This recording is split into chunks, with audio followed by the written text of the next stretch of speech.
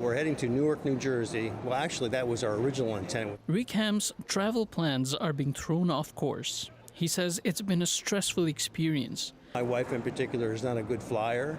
In fact, this is the first time in 44 years she's flown. So to have this type of upset for her specifically is just very upsetting. Now Ham and his family have to take a shuttle to Seattle to catch a new flight.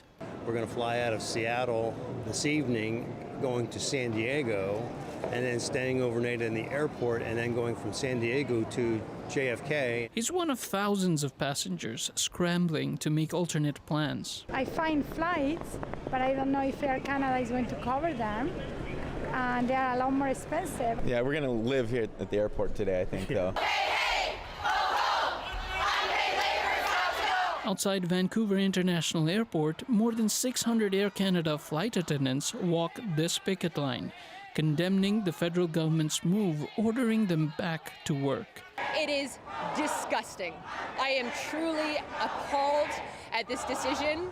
Unifor, Canada's largest private sector union, says the government's intervention tells federally regulated employers not to bother bargaining fairly because the government will step in.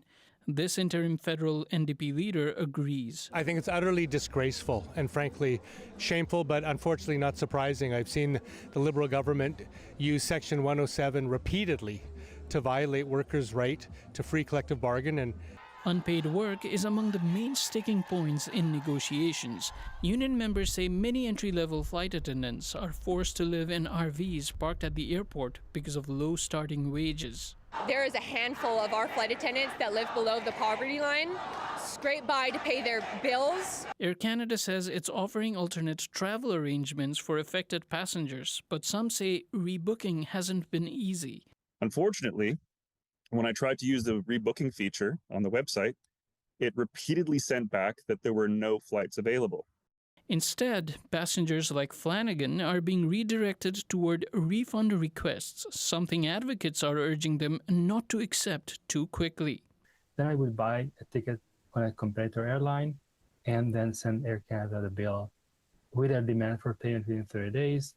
The union says they haven't been legislated back to work yet. Until then, the strike will go on. Shaurya Kshatri, CBC News, Vancouver.